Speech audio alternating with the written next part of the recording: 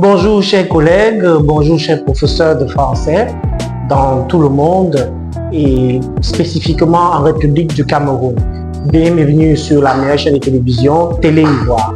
Alors aujourd'hui, permettez-moi s'il vous plaît de parler du nouveau programme de français au Cameroun.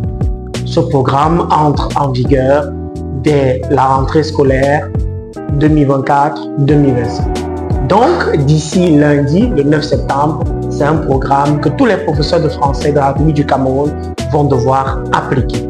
Cependant, il est question pour nous de donner notre regard assez critique et objectif, même s'il ne peut pas manquer de subjectivité par rapport à ce programme. Bien, nous allons partir d'une présentation pour faire un bilan dialectique, c'est-à-dire thèse, antithèse, synthèse, afin d'aboutir à une conclusion. Ainsi, notre travail sera purement dissertatif. Comme présentation, nous allons dire que ce programme se veut plus concret, plus contextualisé par rapport aux situations de problème des élèves. Les inspecteurs qui ont d'ailleurs monté ce programme précisent dès l'entame que ce programme voudrait résoudre les problèmes de l'enfant à travers le français, considéré comme la langue officielle du Cameroun à côté de l'anglais. Bien, dans la thèse, nous allons parler, bien évidemment, des mérites de ce programme. Alors, le premier mérite qu'on peut reconnaître à ce programme, c'est qu'il est mieux structuré que l'ancien. En effet, il y a 3 grandes étapes. La réception des textes par l'enfant. Donc, chaque leçon commence logiquement par un corpus, sauf quand c'est l'expression orale, c'est précisé à la fin du programme pour certaines leçons. Les outils de langue, c'est-à-dire la grammaire, l'orthographe, le vocabulaire, la conjugaison, et la production des textes pour l'expression écrite et des oraux pour l'expression orale.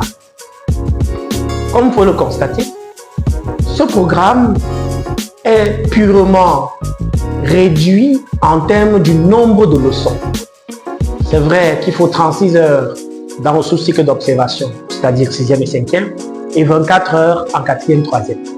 Le nombre de leçons a donc baissé et c'est le quota qui est un peu plus lourd. On peut aussi constater que ce programme au niveau de la compétence est un peu plus précis. Vous allez vous rendre compte que la compétence repose bel et bien sur l'expression écrite et un seul exercice est ciblé pour un module. Parlant d'ailleurs du module, l'un des mérites de ce nouveau programme, c'est qu'il y a une harmonisation entre le module d'une part et la séquence d'autre part.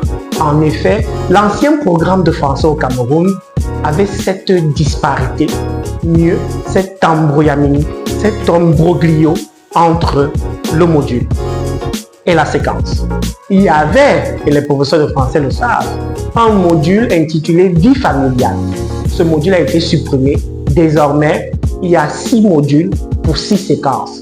Ce qui fait que la compétence est à la fois séquentielle et modulaire. Premier module, vie quotidienne. Deuxième module, vie socio-culturelle. Troisième module, citoyenneté et environnement. Quatrième module, vie économique. Cinquième, bien-être et santé. Sixième, médias et communication. C'est clair qu'il faut présenter le module aux enfants dès le départ. Et c'est là où on va commencer à critiquer le programme dans une antithèse appelée les manquements du programme. Et on commence donc par la compétence. Les inspecteurs ont formulé des compétences trop longues.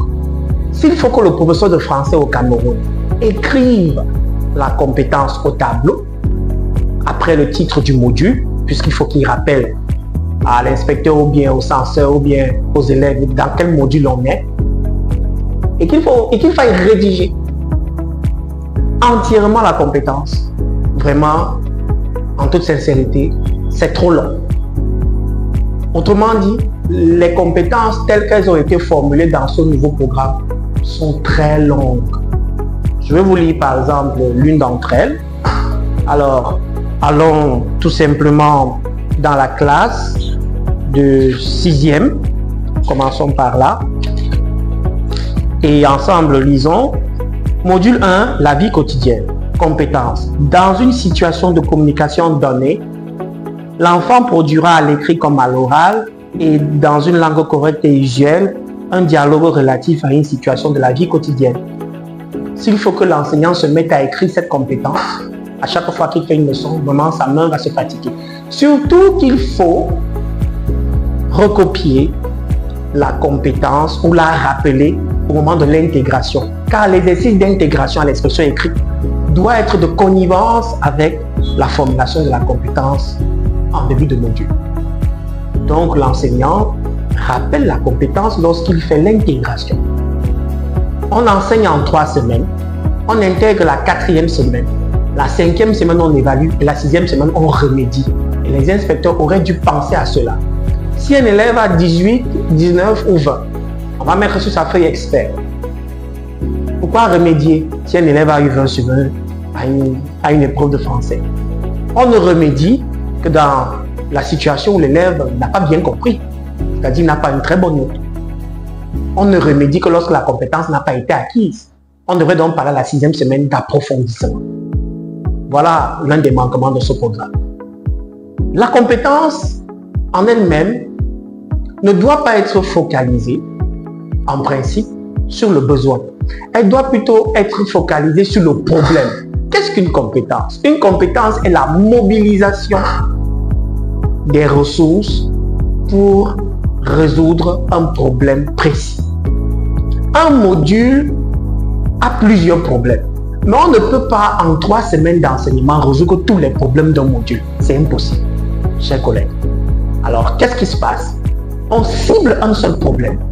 Par exemple, le problème de la polygamie dans la vie socio-culturelle de l'enfant africain, surtout qu'il y a l'avancée terrible de l'homosexualité, même dans les dessins animés que nos enfants voient à la maison. Donc, chers parents, en passant, veuillez avoir un regard précis sur ce que les enfants voient à la télévision. On cible un problème, un seul problème, et on formule la compétence pour que l'enfant puisse résoudre ce problème. Donc, normalement, la formulation de la compétence, comme le dit l'inspecteur régional de l'Ouest, Kamje Justin, mon père pédagogique, la compétence, disais-je, doit tenir compte de ce problème. Et lorsqu'on formule la compétence, elle doit avoir un terme péjoratif. Par exemple, face aux difficultés à communiquer, l'élève doit pouvoir produire un dialogue. Donc, face aux difficultés à communiquer au quotidien, l'élève doit pouvoir, dans son module, produire un dialogue. Bien. Les inspecteurs ont bien fait, félicitations aux inspecteurs nationaux, de mettre en 3e, dans le 3e et le 4e module, l'argumentation. Et si vous regardez la compétence, elle est dans le débat en expression orale, dans l'entretien d'embauche en expression orale, et en expression écrite, c'est le texte argumentatif.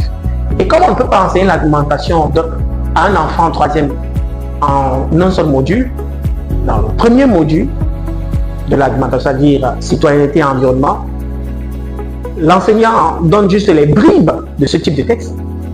Et c'est dans le 2e module, il y a l'argumentation, que l'enseignant enseigne en 3 semaines. Dans la première semaine, vous enseignez l'introduction d'une argumentation à l'élève de 3e. La 2e semaine, vous enseignez le développement. La 3e semaine, vous enseignez la conclusion. La 4e semaine, vous intégrez. La 6e semaine, la 5e semaine, on évalue. La 6e semaine, on intègre. Mais je me demande pourquoi les inspecteurs n'ont pas jugé bon de placer l'argumentation, le texte argumentatif en 6e, 5e. Peut-être qu'ils ont estimé que l'enfant est trop petit pour pouvoir produire un texte argumentatif. Moi, je ne pense pas. Pendant les vacances et les congés, beaucoup d'enfants de 6e font du commerce. Alors, la compétence pouvait être la suivante. Face aux difficultés à convaincre un client d'acheter leur produit, l'enfant de 6e ou de 5e doit pouvoir produire un texte argumentatif. Voilà. Concernant l'objectif, je ne sais pas pourquoi, bon, peut-être vous avez des arguments assez solides, on veut faire la danse de la FIA au Cameroun en revenant dans la pédagogie par objectif. il est temps qu'on apprenne vraiment à passer à autre chose. L'APC contient 3 types de savoir. Le savoir, le savoir-faire et le savoir-être. On ne peut pas évaluer le savoir-être car il est dans le comportement. Par contre, on peut évaluer les savoirs et les savoir-faire. La notion de savoir acquérir s'y est donc mieux avec l'APC que celle d'objectif. Encore qu'en réalité, il n'y a pas de différence entre objectif d'apprentissage et objectif pédagogique. Mais les mentalités camerounaises semblent ne pas être prêtes à un développement réel. Il est temps qu'on apprenne à passer à autre chose. Toute évolution suppose une révolution. Et toute révolution impose une rupture avec le passé. Certes, la rupture ne doit pas être radicale. Sainte Oua le dit, elle doit être évolutive. Mais sachons passer à autre chose. L'APC, c'est quand même depuis 2014, ce n'est pas aujourd'hui qu'on devrait avoir du mal à supprimer la notion d'objectif en APC pour laisser la place carrément au savoir acquérir. L'enseignant n'est pas venu en classe en APC pour transmettre des savoirs aux enfants sous forme d'un abispec dixit. Même le je retiens que l'enseignant donne en classe peut être tiré des paroles de l'élève. D'ailleurs, les inspecteurs précisent bien que la formulation de la règle de grammaire doit être faite par l'apprenant lui-même. Ça veut dire qu'en réalité, l'APC est une pédagogie participative où l'élève lui-même peut donner le titre de la leçon, le savoir acquis et pourquoi pas le je retiens, même si l'enseignant aurait préfabriqué un je retiens dans son cahier quelque part. Donc, il aurait gagné à laisser les élèves fabriquer le je retiens pour juste modeler et adapter. Le cours est un voyage. Voilà pourquoi le démarrage du cours s'appelle la mise en train. Parce que nous sommes dans le train. Et le chauffeur ou conducteur, c'est bel et bien le professeur de français. Il n'est qu'un guide pour qu'on aille quelque part. Et le passager sait quand même là où il va. C'est pourquoi il paie son ticket pour entrer dans le train. Donc l'enfant n'est pas ignorant en APC. La notion d'apprenant pourrait peut-être sonner mal. Or, ce nouveau programme de français au Cameroun met l'accent sur la notion d'apprenant. C'est le nouveau qualificatif avec lequel est appelé l'élève. La notion d'élève aurait suffi. En parlant d'apprenant, c'est comme si l'enseignant était un savant. Alors qu'en fait, en APC en français, l'enseignant n'est qu'un guide. L'élève est savant d'un savoir désorganisé dans sa tête que l'enseignant doit juste structurer sous forme de règles à partir d'un corpus bien manipulé. Il n'est plus question de faire les savoirs savants. Il est plutôt question de faire des savoirs pensants. L'élève sait déjà, mais il ne sait pas qu'il sait. Il faut donc lui montrer, lui faire découvrir ce qu'il sait déjà. Voilà en perspective l'idée de remplacer objectif d'apprentissage par savoir acquis. Bien, tel est mon avis. Vous êtes libre de le partager ou de le critiquer dans les différents groupes de professeurs de français. Passons à l'autre critique, l'épreuve unique, point d'interrogation. Lorsqu'on lit ce nouveau programme, on a l'impression que les inspecteurs ont voulu innover en trichant les autres matières comme la philosophie, où il y a un vrai revirement à 180 degrés. En effet, quand vous partez voir les cours de philosophie en APC depuis quelques années, on ne donne plus le sujet de manière laconique. Dieu existe-t-il 4 heures de temps? Non. Il y a d'une part l'évaluation des ressources et d'autre part l'évaluation des compétences. Savoir sur 4 points, savoir-faire sur 5 points. Les inspecteurs de français qui ont fait ce nouveau programme ont voulu tricher cette donne. Ils disent que les ressources sont la dictée ou la correction orthographique. Correction orthographique est d'ailleurs désormais sur 1 heure. Ils disent que l'autre ressource, c'est l'étude de texte. Les compétences sont de 2 ordres. L'expression orale, d'une part, l'expression écrite, d'autre part. Alors, on a l'impression qu'il y a une seule épreuve de français, avec 3 ou 4 pages, je ne sais pas. Et puis, l'enfant traite, un peu comme à l'ancien temps, dictée question. C'est l'impression qu'on a lorsqu'on lit ce programme. Qu'il y a une seule épreuve de français dans laquelle on met ressources, dictée ou correction orthographique, étude des textes, et puis compétences, l'expression orale, l'expression écrite. Sauf que cette épreuve unique-là, si c'est le cas, va durer plus de 3 heures. On a donc l'impression que les inspecteurs nationaux de français au Cameroun ont voulu copier le Canada, qui lui a 4 épreuves au test TCF ou TEF. Expression écrite, expression orale, compréhension écrite, compréhension orale. En 3 heures, 12 minutes ou 15 minutes, ça dépend des cas. Voilà pourquoi le sujet en APC en français s'appelle la tâche. Ce n'est pas comme en philosophie où on donne un sujet qui a une consigne et cette consigne a plusieurs tâches. Sujet, peut-on connaître autrui? Consigne, vous allez traiter ce sujet de dissertation selon les règles de la logique et d'après les tâches suivantes. 1. Dans une introduction, vous allez amener le sujet, dégager le problème, former la problématique. Deuxième tâche, dans un développement dialectique, vous allez parler en thèse des possibilités de connaissance d'autrui, en antithèse ceci, et en synthèse, vous allez faire ça. Et troisième tâche, en conclusion, vous rappelez le problème, vous rappelez la démarche dialectique faite au développement, et puis vous donnez votre point de vue personnel et contextualisé. Voilà les profs de philo, les inspecteurs nationaux de philo, on l'a tranché. En français, on a l'impression qu'on veut copier un peu Canada, mais en même temps, on revient sur les habitudes antérieures. Bref, si l'épreuve de français n'est pas unique, c'est-à-dire chaque sujet a son épreuve, c'est-à-dire l'épreuve de correction graphique à part, comme d'habitude, alors pourquoi n'avoir pas pensé à faire ressources et compétences dans la même épreuve, par exemple d'études de texte? Au lieu de dire connaissance et maniement de la langue en études de texte, puis avant la compréhension du texte, on pouvait dire grand 1 de l'étude de texte, ressources, on pose des questions sur le texte, et grand 2, compétences, et on demande à l'enfant de travailler.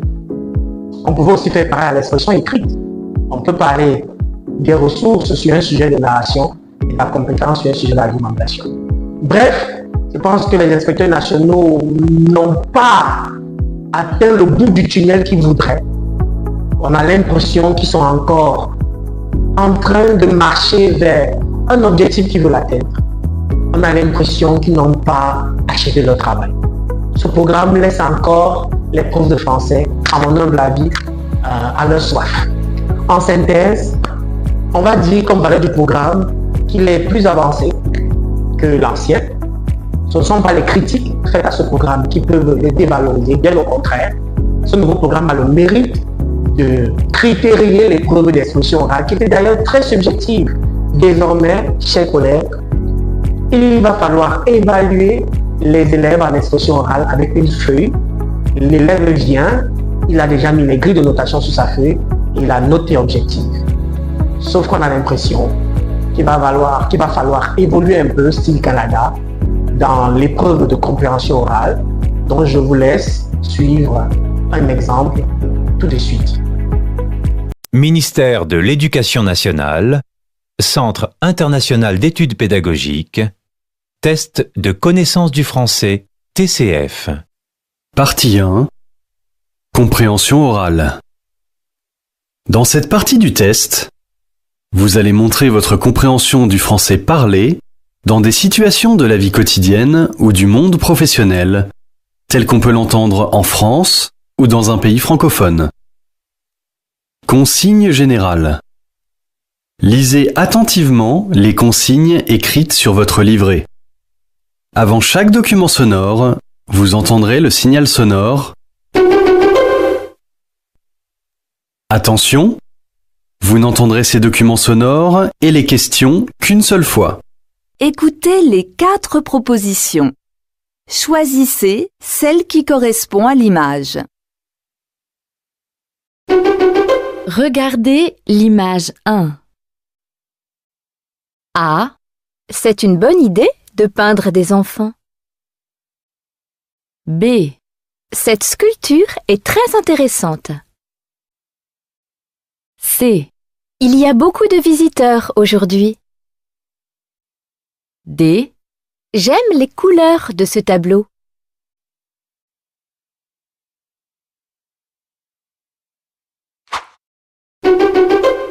Regardez l'image 2. A. Il est interdit de courir. B. Le toboggan est fermé. C. Mettez votre bonnet de bain. D. Vous devez sortir de l'eau.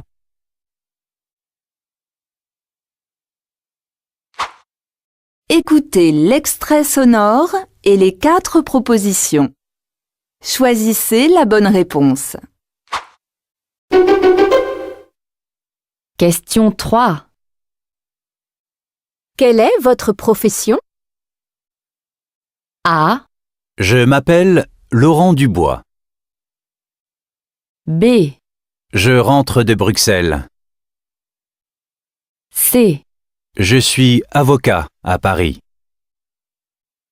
D. Je viens d'avoir 36 ans.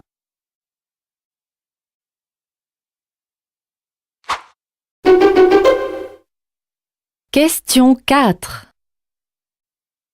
C'est votre premier séjour en France? A. Non, j'ai fait plusieurs voyages en Asie et en Afrique. B. Non, j'ai gardé de très bons souvenirs de ce voyage. C. Non, je suis déjà venue en vacances avec mes parents. D. Non, je suis partie pour 2 semaines avec mes amis.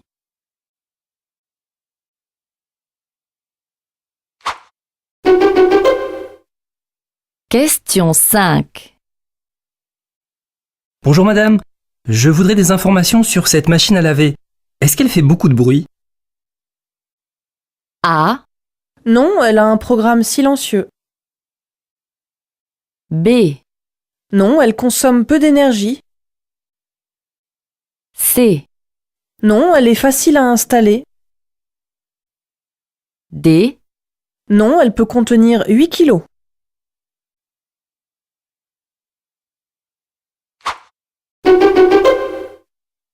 Question 6. Hé Sophie, dis-moi pourquoi tu es toujours aussi en forme? A. Je fais souvent de l'exercice. B. Je lis des histoires drôles. C. Je regarde le sport à la télé. D. Je vais au cinéma.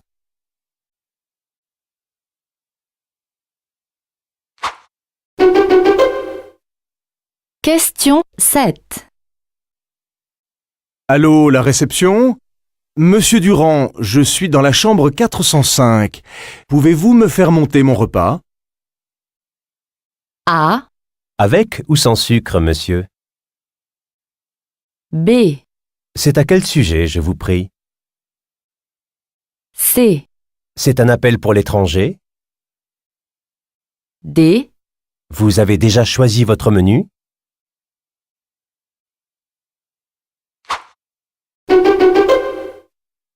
Question 8.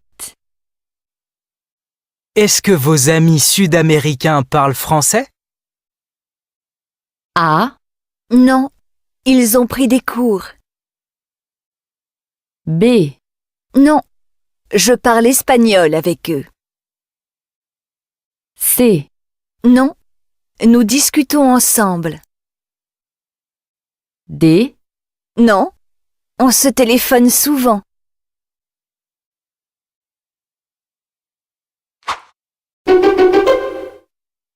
Question 9. Quand commence le Festival de jazz de Montréal? A. Début juin. B. Depuis hier. C. Jusqu'à minuit. D. Pendant 10 jours.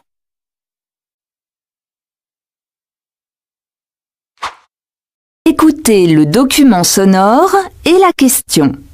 Choisissez la bonne réponse. Pierre, tu travailles la semaine prochaine? Non, on descend avec les enfants dans notre maison de campagne, dans le sud. Tu as de la chance de te reposer un peu.